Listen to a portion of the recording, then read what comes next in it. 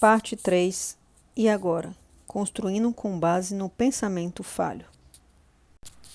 14. Aplique seu dinheiro onde sua mente está. E agora?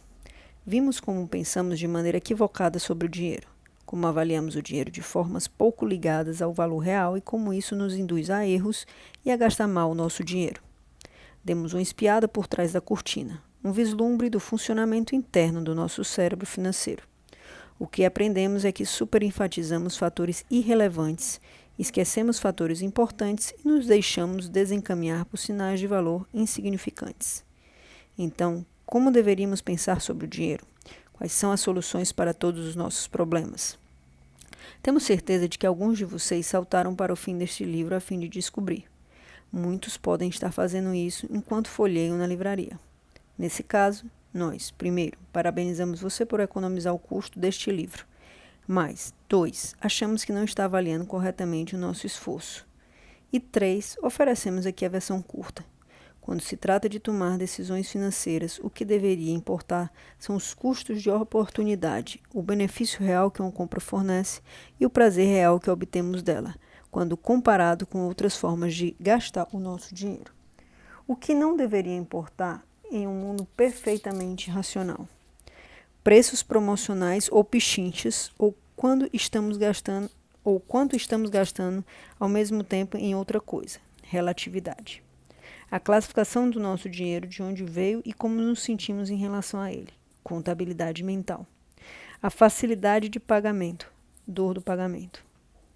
O primeiro preço que vemos ou preços anteriores que pagamos por uma compra semelhante. Ancoragem. Nossa sensação de propriedade, efeito dotação e aversão à perda. Se alguém parece ter trabalhado duro, justiça e esforço. Se cedemos às tentações do presente, autocontrole. A facilidade de comparar o preço de um produto, uma experiência ou um item qualquer. Superenfatizar o dinheiro. Lembre-se, essas coisas não afetam o valor de uma compra, ainda que pensemos que sim. Existem outros fatores que não mudariam o valor se fôssemos perfeitamente racionais. Mas, como somos cheios de defeitos, eles acabam mudando o valor de nossas experiências. Entre eles estão os seguintes. As palavras descrevem algo e o que fazemos no momento do consumo. Linguagem e rituais. Como antevemos a experiência de consumo em vez de sua natureza real. Expectativas. Linguagens, rituais e expectativas estão num grupo diferente dos demais fatores, porque podem mudar a experiência. Um desconto de 25% num pagamento ou um só clique no mouse nunca mudarão o valor de um item.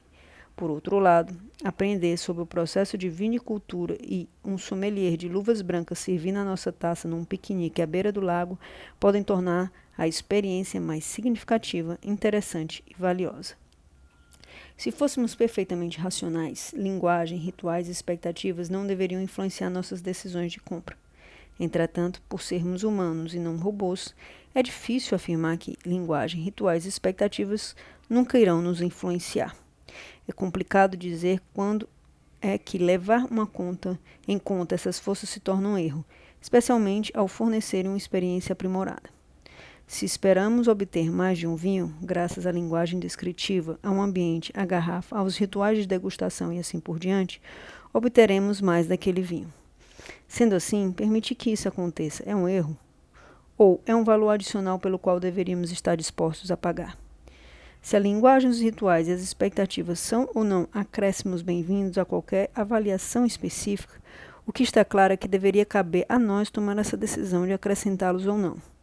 Nós deveríamos optar por mergulhar mais fundo nessas irracionalidades, a fim de obter mais valor em vez de deixar que essas influências nos sejam impostas.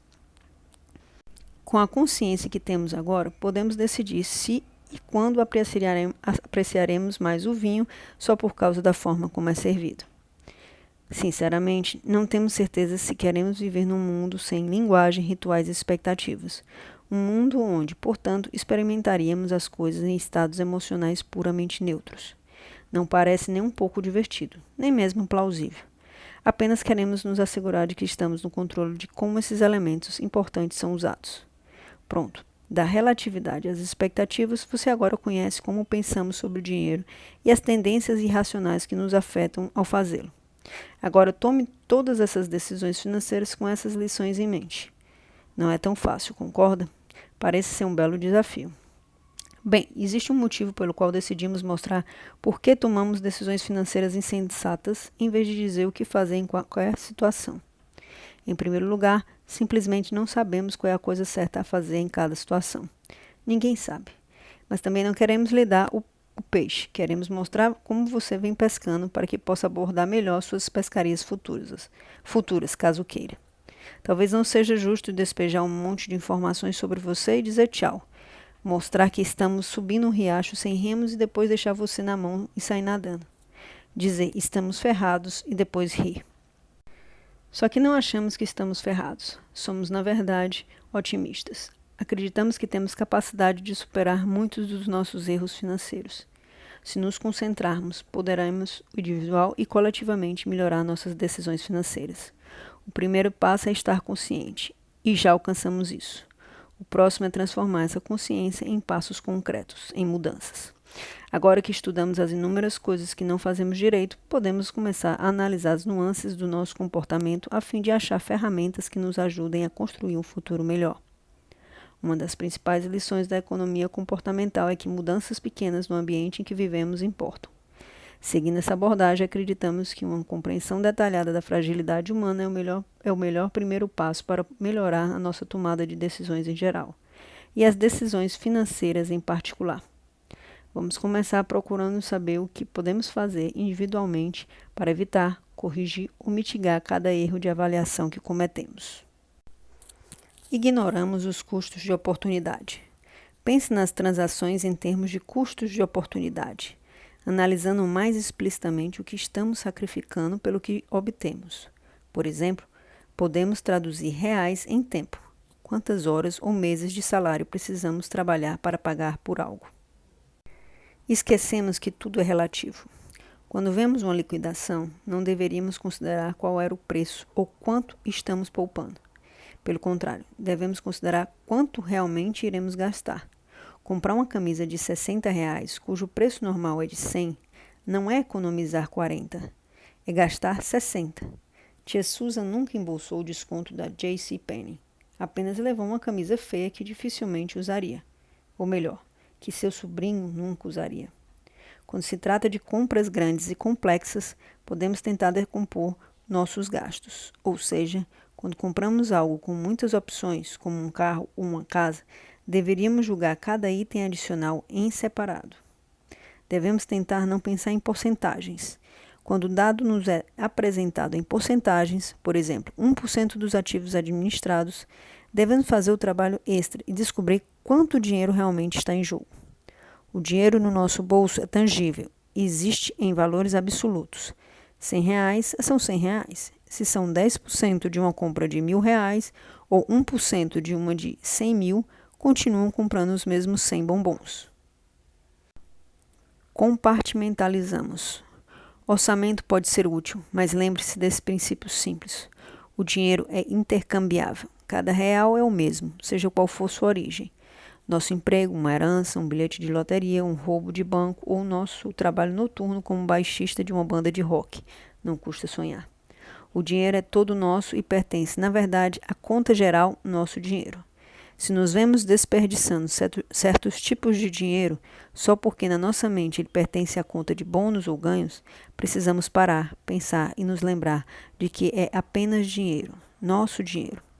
Ao mesmo tempo, deveríamos nos lembrar de que a contabilidade mental para categorizar nossos gastos pode ser uma ferramenta de orçamento útil para quem não consegue fazer cálculos de custos de oportunidade constantes e instantâneos, ou seja, para todos nós. Por um lado, trata-se de uma ferramenta potencialmente perigosa porque nos deixa vulneráveis às incoerências na forma como usamos o dinheiro. Mas, por outro lado, se empregada corretamente, pode nos ajudar a permanecer próximos o bastante da maneira como queremos gastar o nosso dinheiro. Evitamos a dor. A dor do pagamento pode ser a mais ardilosa e terrível de todas as formas como fazemos besteira com dinheiro. Conservar certa dor do pagamento, ao menos, nos ajuda a analisar o valor das nossas opções e os custos de oportunidade inerentes. A dor nos ajuda a parar antes de comprar e a pensar se deveríamos ou não gastar dinheiro naquele momento. Ajuda-nos a avaliar os custos de oportunidade. O problema, é claro, é que as pessoas as pessoas que criam sistemas de pagamento não compartilham do nosso desejo de desacelerar, analisar alternativas e pensar. Por isso, a melhor solução para a dor do pagamento talvez seja não usar cartões de crédito. Ou talvez, e ainda mais simples, dê um beliscão em si mesmo dê um beliscão em si mesmo sempre que gastar dinheiro para que realmente sinta a dor do pagamento. Mas esse pode não ser um plano financeiro sustentável, já que as contas médicas vão acabar superando as outras despesas.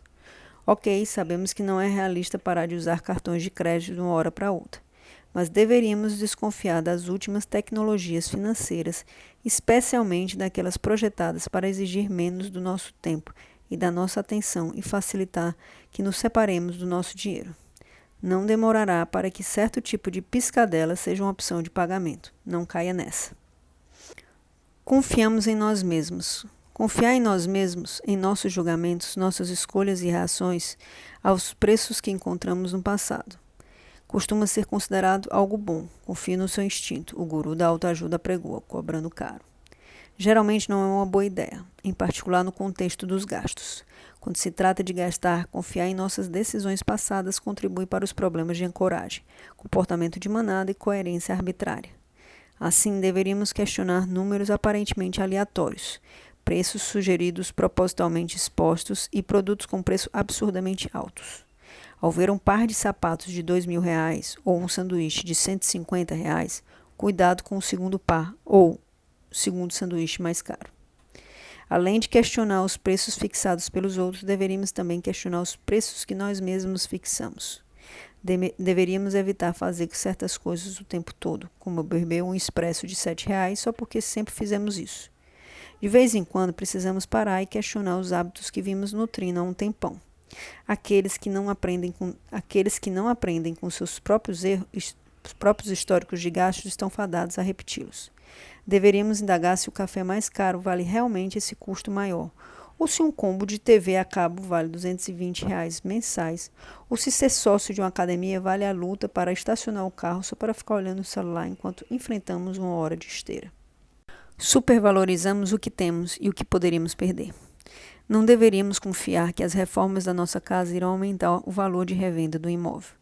Deveríamos reconhecer que nosso gosto é singular e que as outras pessoas podem ver as coisas de forma diferente. Reformar é ótimo, mas é preciso ter em mente que talvez o valor da casa só aumente para nós. Cuidado com ofertas para testar alguma coisa. Os vendedores sabem que depois que possuímos algo, valorizaremos mais e teremos mais dificuldade em abrir mão daquilo. Custos irrecuperáveis, como o próprio nome indica, não conseguem ser recuperados. Se uma quantia é gasta, já era. Passado é passado. Ao tomar decisões, leve em conta apenas onde estamos agora e onde estaremos no futuro. Preocupamos-nos com esforço e justiça. Existe uma lição simples que todos nós aprendemos em algum ponto da vida, seja aos 5 anos, ao cairmos de um balanço, ou aos 30, ao sermos preteridos numa promoção. O mundo não é justo, sentimos muito por isso. Não devemos perder tempo especulando se algo tem um preço justo. Em vez disso, vejamos quanto aquilo vale para nós. Não deveríamos abrir mão de um ótimo valor. Acesso à fechadura de casa, um guarda-chuva durante um temporal, uma corrida de Uber no inverno, só para punir o fornecedor pelo que consideramos injusto. Ele provavelmente não aprenderá a lição e nós ficaremos lá fora na chuva e no frio, sem conseguir entrar em casa. Podemos também estar equivocados ao julgar se um preço é justo e se exigiu ou não um grande esforço. Reconheçamos também que existe valor no conhecimento e na experiência. Chaveiros, artistas, autores de livros sobre dinheiro. O valor do trabalho deles não advém do tempo e do esforço que testemunhamos, mas do tempo e do esforço que dedicaram a desenvolver seu know-how durante toda uma vida. Artesãos aperfeiçoaram a arte de fazer seu trabalho parecer fácil, mas não é. De Picasso à criação dos filhos, às vezes os serviços mais difíceis parecem mais simples do que realmente são. Por outro lado, é bom tomar cuidado para não ser iludido pelo falso esforço. Devemos nos precaver contra o excesso de transparências. Se uma consultoria nos mostra todos os obstáculos que enfrentou para não produzir nada além de uma conta de R$100.000, é melhor reavaliar. Se uma página da web não passa de uma barra de progresso e um botão "Pague agora", melhor continuar pesquisando. Acreditamos na magia da linguagem dos rituais. Se a descrição de algo ou o processo de consumir algo é prolixo e exagerado, estamos provavelmente pagando pela descrição e pelo processo, ainda que não acrescentem nenhum valor. Cuidado com a heurística do esforço irrelevante. Raramente há motivos para que se pague por um martelo artesanal. Ao mesmo tempo, lembre-se de que a linguagem e os rituais podem mudar a qualidade das nossas experiências. Portanto, podemos aceitá-los para aprimorar experiências desde que estejamos conscientes disso. Supervalorizamos as expectativas. Expectativas nos dão motivos para acreditar que algo será bom, ou ruim, ou delicioso, ou grosseiro, e mudam nossa percepção e nossa experiência sem alterar a natureza subjacente real da coisa em si. Devemos estar conscientes da origem das expectativas, se é o prazer de sonhos e aspirações ou a atração irrelevante por marcas, inclinações e apresentações, ou nas palavras de muitos grandes filósofos e designs gráficos medíocres. Não julgue um livro pela capa. Quanto à linguagem e ao ritual, nós, Dan e Jeff, queremos reconhecer de novo que as expectativas, na verdade, podem alterar nossas experiências. Podemos usar tais expectativas em nosso proveito, ou elas podem ser usadas por outros para tirar proveito de nós.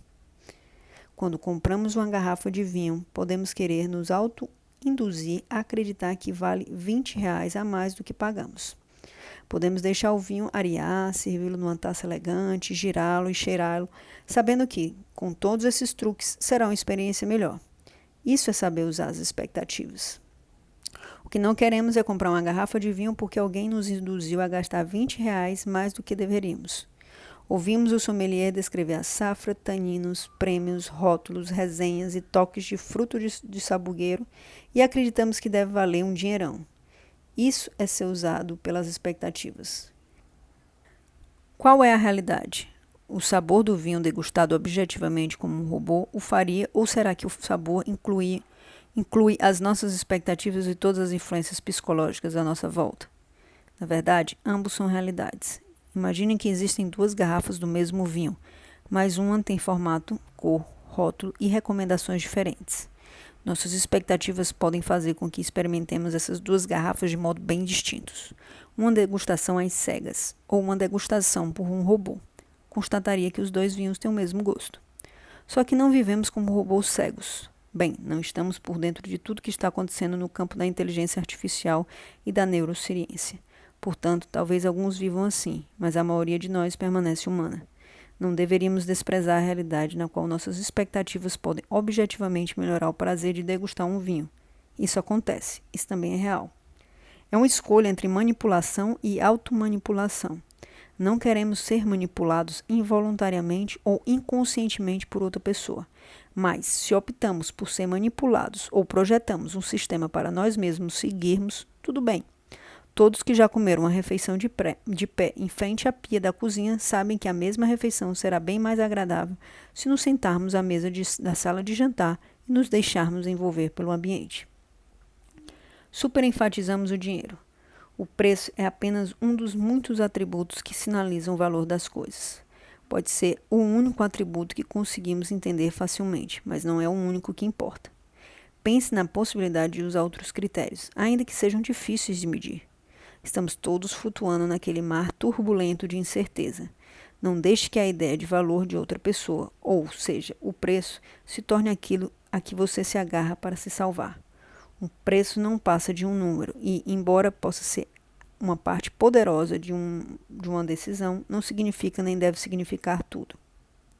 Em linhas gerais, quando não temos nenhuma ideia específica sobre o valor de um item, deveríamos dar uma pesquisada. Procure na internet, investigue e pergunte às pessoas. Com a qualidade maciça de informações disponíveis hoje em dia, não temos desculpa para não nos munirmos de conhecimento. Não precisamos passar uma semana pesquisando o preço de chicletes, mas deveríamos provavelmente pesquisar por umas horas ou ao menos uns minutos antes de ir a um concessionário de veículos. O que é preciso para você começar a pesquisar? As concessionárias de veículos têm uma assimetria singularmente grande de informações entre os vendedores, que sabem muito, e o resto de nós, que sabemos muito pouco.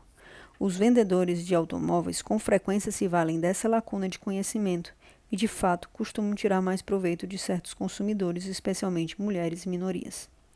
Portanto, algumas pessoas tendem a se beneficiar mais do que outras quando pesquisam online antes de comprar um carro. Quem ganharia mais ao se munir de informações? Os mesmos grupos, mulheres e minorias. Concessionárias são ambientes comerciais especificamente ardilosos, com muitas armadilhas de preço e valor e distorções culturais, mas a lição aqui é ampla e se aplica de modo geral. Sempre que enfrentamos uma situação em que sabemos menos do que os outros e essa lacuna pode ser usada contra nós, o que acontece em grande parte da vida e com pessoas de todas as crenças, tendemos a ganhar bem mais quando damos, no mínimo, uma pesquisadinha prévia. Queremos estar informados, não apenas sobre nossas compras futuras, mas sobre nós mesmos, nossas tendências e nossos erros envolvendo dinheiro.